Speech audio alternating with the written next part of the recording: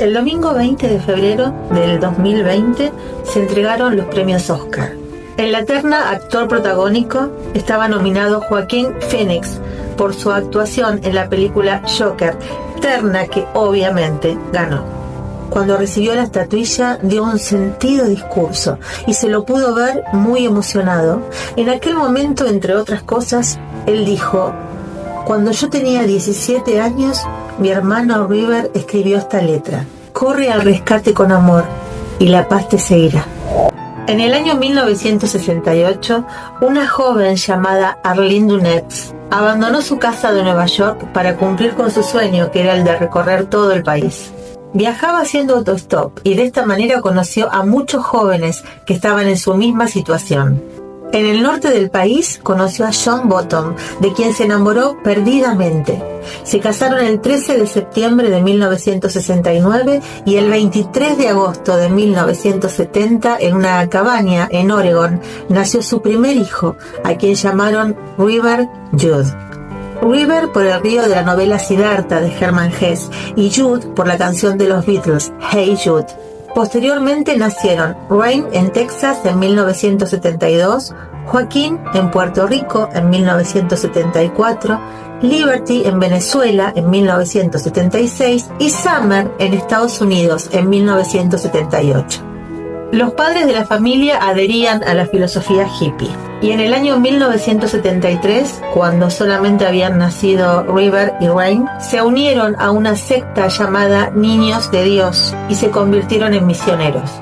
Rápidamente, ¿qué es la secta Niños de Dios? Es un culto considerado una secta destructiva a la que se conoce por diferentes nombres: la familia internacional, familia misioneros cristianos, la familia del amor y los hijos de Dios. Fue creada en el año 1968 en California, Estados Unidos, por un hombre llamado David Byrne. Ellos hablan de la ley del amor, es decir, amar a Dios y al prójimo como a nosotros mismos. Tienen un mensaje de salvación, de apocalipsis y de revolución espiritual. Detrás de todo esto, se descubrió que escondían actos de pederastía, incitación a la prostitución, violencia e incesto. Todo comandado por David Byrne. De esta manera pasaron su niñez los hijos del matrimonio Bottom. Todos menos Summer, que nació cuando ellos ya habían abandonado la secta. River era el mayor de todos los hermanos y no se sabe muy bien qué fue lo que sufrió mientras todavía estaban en los hijos de Dios. Él confesó alguna vez que su debut sexual fue a los 4 años, no se sabe en qué circunstancias, y que en este sentido tuvo una vida muy activa hasta los 10 años. En el año 1977, cuando River tenía 7 años, los Bottom abandonaron la secta al descubrir que utilizaban un método al que llamaban flirting fishing, que consistía en que las chicas adolescentes se entregaran a hombres mayores para poder captarlos. Después de esto volvieron a los Estados Unidos escondidos en un barco de cargamento. Fueron directamente a Florida y se alojaron en la casa de la madre de Arlene. Al poco tiempo nació Summer y después de su nacimiento cambiaron su apellido Bottom por Phoenix, en honor al ave fénix, quien renace de sus propias cenizas. Adoptaron el veganismo como estilo de vida y se prepararon para un nuevo comienzo. Arlene anotó a sus 5 hijos en una agencia de talentos de Hollywood y al poco tiempo River ya aparecía en un programa de televisión llamado Fantasy. Sus hermanos no corrieron con la misma suerte. Ellos eran veganos y, fieles a sus principios, se negaban a participar de publicidades de productos que derivaran de animales. En definitiva, a los 16 años, River mantenía a toda su familia gracias a sus ingresos. Había realizado diferentes papeles secundarios cuando en 1986 alcanzó celebridad mundial y las loas de las críticas cuando participó en la película de culto Stand By Me o Cuenta Conmigo, como se la conoció en algunos países. Es una comedia dramática basada en el relato de Stephen King, El Cuerpo. Él interpretaba a Chris Chambers y paradójicamente en el comienzo de la película el personaje principal dice: Chris Chambers era el líder de nuestra pandilla y mi mejor amigo. Él venía de una mala familia y todo el mundo sabía que acabaría mal, incluido Chris. River era dueño de una belleza perturbadora y contradictoria. Por un lado parecía un ángel, pero por otro lado tenía una mirada oscura, una mirada antigua. Generalmente cuando los jóvenes actores van creciendo, hay un momento, un bache, en el que el adulto se separa del niño. Es ese momento en el que no solamente el público, sino él mismo debe acostumbrarse a dejar de lado la inocencia de la infancia. Esto es algo que a River nunca le pasó. Él pasó al cine adulto de una manera orgánica. A los 14 años ya era considerado un actor de carácter. No dejaba de aparecer en publicidades, en películas, en series. Su talento era admirable y todos coincidían en que estaban frente a un niño que se convertiría en uno de los mejores actores de Hollywood. Por aquel entonces él era un adolescente que estaba pensando en su familia todo el tiempo. Le daba un poco de pudor ser conocido públicamente y abogaba siempre a favor de la naturaleza, el veganismo y la vida sana. Y a pesar de desear una vida normal, River era la estrella del clan y se encargaba de separar dinero para que sus hermanos pudiesen ir a la universidad. Él sabía que no podía contar con sus padres, no confiaba mucho en las decisiones de su madre y su padre por aquel momento estaba batallando contra el alcohol. El joven llegó a decir que solo le faltaba realizar una película más para poder quedarse tranquilo de que a sus hermanos ya no les faltaría nada. Él tenía muy en claro que era el encargado de llevar adelante su familia, por lo que siguió aceptando propuestas de trabajo y siguió subiendo. No sabía de los peligros que podían presentársele en el ambiente artístico a una persona tan joven. River fue sorteando los obstáculos y se encontró de golpe en una montaña rusa de la que ya no podría bajar. En el año 1991 protagonizó la película Mi Idaho Privado junto a Keanu Reeves, quien se convertiría en un gran amigo de él a partir de ese momento. En esa película, River interpretaba a un joven drogadicto y narcoléptico que había sido abandonado por su madre y que vendía su cuerpo a otros hombres para poder conseguir algo de dinero. Él era realmente muy obsesivo en el momento de prepararse para las películas. Una vez que le entregaban el guión, se metía en la piel del personaje. Escribía su historia, inventaba situaciones. Trataba de entender el mundo que comenzaría a existir a partir de que él le prestara su voz y su cuerpo a un ente imaginario. Era disléxico, así que no podía recordar más de 2 líneas sin cometer un error. Por eso, él entendió que tendría que vivir los sentimientos del personaje para poder realizarlo con convicción. Y esto lo convirtió en un gran actor. Por eso, cuando le plantearon cuál sería su papel en Mi Idaho Privado o Mi Mundo Privado, probó heroína para entender lo que sentiría si esa vida ficticia fuese su realidad. Lamentablemente esto se convirtió en un gran problema. Se hizo adicto y cambió su vida para siempre. Esta era una situación que él no podía ni quería reconocer. Le daba mucha vergüenza. No podía entender cómo la droga manejaba sus acciones, siendo que él había sido durante toda su vida un militante de la sanidad. Pero ahí comenzó a cambiar. Él había sido siempre callado, pensante, introspectivo, y con la adicción estas cualidades se agigantaron, pero para mal. Tuvo muchas relaciones amorosas, de las conocidas Martha Plimpton, Maggie McLean, Susan Sogot. Esas relaciones terminaron justamente por lo que provocaba en él su problema de adicción. En 1993 trabajó en la película Esa cosa llamada amor. Ahí conoció a Samantha Maddis. Ella fue especial en su vida por varios motivos. El amor entre ellos nació en pleno rodaje y siguieron conociéndose luego de terminado el film, aunque no tuvieron demasiado tiempo para averiguar hasta dónde habría llegado su relación. Samantha lo amaba y entendía que la vida de River no había sido nada fácil y que había quedado traumatizado por su terrible experiencia en la secta Niños de Dios.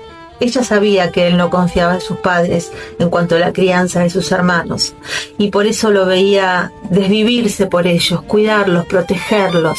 River cuidaba y protegía a su hermano pequeño, a Joaquín, quien en aquel momento se hacía llamar Leaf, como hoja en inglés. Esto del cambio de nombre de Joaquín surgió a partir de que él se sentía discriminado, porque decía que en su familia todos tenían nombres hippies. Río, lluvia, verano, libertad. Hasta su madre había cambiado su nombre por Heart, corazón. Joaquín, así como su hermano mayor, estaba enamorado del arte. Miraba con admiración a River cuando cantaba, cuando actuaba, y casi sin darse cuenta, ese comenzó a ser su sueño también, actuar. Joaquín se convirtió en vegetariano a los 4 años, cuando vio a un grupo de gente pescar. También en esto era como su hermano. Lo que los diferenciaba era que River seguía un camino directo al estrellato, mientras que Joaquín había realizado un puñado de papeles en algunas series, pero no había tenido hasta ese momento ninguna trascendencia. Así que se sintió desilusionado por la actuación, y a los 15 años dejó todo y junto a su padre se fue a viajar por Sudamérica. Y así habría seguido para siempre, si no hubiese sido por la influencia de su hermano River. Joaquín contó: cuando tenía como 15 o 16 años, mi hermano River llegó a casa después del trabajo y trajo un VHS de la película Toro Salvaje. Me sentó y me hizo verla. Al día siguiente, cuando desperté, me obligó a verla de nuevo y me dijo: vas a volver a actuar y serás más conocido que yo. No me lo pidió, lo sentenció, y por eso le debo todo, porque la interpretación me ha dado una vida increíble. No era nada fácil ser el hermano de River Phoenix. La prensa perseguía a Joaquín por todos lados para preguntarle sobre la vida de su hermano. Él se sentía asediado. No le gustaba ser famoso, sí actuar, pero se rebelaba, y aún lo hace, contra todo lo que traía aparejado el hecho de ser famoso. Hubo veces en que tuvo ganas de dejar todo, y ahí estaba River, para apoyarlo, para darle fuerzas, para darle la seguridad que necesitaba. River aseguraba que Joaquín era un gran actor, allí, cuando todos los reflectores apuntaban hacia él. Con 23 años había sido nominado a los premios Oscar, a Globos de Oro, y la crítica lo adoraba. Nada hacía presagiar que todo cambiaría de repente, una madrugada de octubre. River se sentía más músico que actor. Había cantado en las calles desde chiquito, y la música era algo que sí llevaba en el alma. Así que cada vez que podía, se subía a un escenario a cantar. Quienes pudieron verlo dicen que cuando cantaba, él brillaba distinto, brillaba auténticamente. Por eso, cuando su amigo y músico Michael Flip Balsari de los Red Hot Chili Peppers lo invitó a cantar con él la noche del 31 de octubre de 1993, aceptó feliz. Esa noche, River, junto a su novia Samantha y sus hermanos Joaquín y Rain, se dirigió a un club muy famoso de Los Ángeles llamado The Viper Room, y cuyo dueño era otro actor que estaba en la cresta de la ola, Johnny Depp. Cuando entraron, un adolescente, Leonardo DiCaprio, miró con admiración a River, porque personificaba todo lo que él quería ser. Quiso acercársele, pero no pudo. Lo rodeaba demasiada gente. Pero algo le llamó la atención. Estaba más pálido que de costumbre, comentó después. También Samantha notó algo extraño. Había algo que no estaba bien. Apuntó a su entorno por lo que sucedió esa noche. Ella dijo: la heroína no apareció hasta que entramos al club. River ayudó a muchos de sus amigos a salir de las drogas, pero cuando él necesitó ayuda, nadie lo ayudó. De hecho, en algunos casos fue todo lo contrario. A pesar de que el lugar estaba lleno, al entrar encontraron inmediatamente un lugar donde sentarse. Cuando estuvieron acomodados, el joven se paró. Samantha lo tomó muy fuerte de la mano y le recordó que él le había prometido que esa noche iría a dormir con ella a su casa. Él se acercó con una sonrisa y la besó. Después se dirigió al escenario para preguntarle a los músicos cuándo sería su turno de subir. El bajista de Red Hot Chili Peppers le respondió que en ese momento había mucha gente arriba del escenario, que no había lugar, así que su turno sería en un rato. Entonces River regresó con sus amigos. Alguien le acercó un trago y él lo bebió. A los minutos comenzó a decir que se sentía mal y se dirigió hacia el baño. A partir de ahí, todo fue confusión. Samantha de golpe no entendía lo que estaba pasando. A lo lejos le pareció ver a River discutiendo con un hombre de seguridad. Pero después se dio cuenta de que esta persona junto a Joaquín estaban sacando a River a la vereda. Ella salió corriendo y cuando llegó a la calle pudo ver cómo el joven se desplomaba en el piso e inmediatamente comenzaba a convulsionar. Rain, su hermana, en medio de la desesperación, se sentó sobre el cuerpo de River para calmar las convulsiones. Joaquín llamó al 911 y quedó grabada para siempre su voz desesperada pidiendo ayuda. Está teniendo convulsiones, vengan, por favor, se está muriendo. Mientras tanto, Samantha le preguntaba al guardia de seguridad, ¿qué le hicieron? ¿Qué le dieron? Después de unos minutos que parecieron siglos, llegaron por fin los paramédicos. Rápidamente comenzaron a atenderlo, pero se dieron cuenta de que el estado del joven era gravísimo. Hicieron todo lo más rápido que pudieron, pero cuando llegaron al hospital, River había muerto. Murió de una sobredosis de más de 5 drogas, entre ellas cocaína, morfina, marihuana y Valium. Un comunicado de la Oficina Judicial de Los Ángeles aseguraba: se puede descartar cualquier teoría de que su fallecimiento fuese accidental. El James Dean de la llamada Generación X murió como vivió, sumido en un explosivo cóctel de contradicciones. Fue incapaz de soportar la fama y desapareció, consumido por sus excesos. No fue ejemplo de nada, ni quiso serlo. Él solo quería un poco de paz. Después de su muerte, su madre dijo: a medida que creció, a River le resultó cada vez más incómodo ser el modelo a seguir. Solía decir que le encantaría ser anónimo, pero nunca lo fue. Cuando no era una estrella de cine, era un misionero. Había belleza en eso, un hombre con una causa, un líder, pero también una profunda soledad. Su novia Samantha declaró hace muy poco tiempo: estoy viendo su foto ahora mismo. Creo que si River aún estuviera aquí, estaría actuando, dirigiendo, salvando el medio ambiente, viviendo y saliendo por ahí con sus amigos. Oh Dios, ¿no sería genial? River Phoenix murió a los 23 años. Recién comenzaba a vivir y casi ya lo había vivido todo. Fue atormentado por un pasado en el que manos amadas lo entregaron a un ser perverso. Sintió la obligación de cuidar de sus hermanos, de darle lo que necesitaran, lo imprescindible. Apuntaló a Joaquín para que no se dejara vencer y para ayudarlo a convertirse en el hombre que hoy es. La noche del 31 de octubre de 1993, River entró a ese club nocturno, siendo una de las estrellas más brillantes de su época. Y 45 minutos después, se había convertido en leyenda. Su hermano intentó salvarlo, mientras veía cómo la vida se le iba tan rápidamente como la había vivido. Hoy Joaquín trata de no hablar en público sobre River. No quiere compartir su pérdida con las cámaras frías. No va a permitir que emitan comentarios frívolos sobre su dolor. Solo lo trajo una vez, el 20 de febrero del 2020, mientras recibía esa estatuilla que River siempre supo que algún día brillaría en sus manos. Y Joaquín sabe que no lo habría logrado sin él. River nunca quiso ser ejemplo de nada, pero muy a su pesar lo fue. Fue un ejemplo para su hermano, para bien y para mal.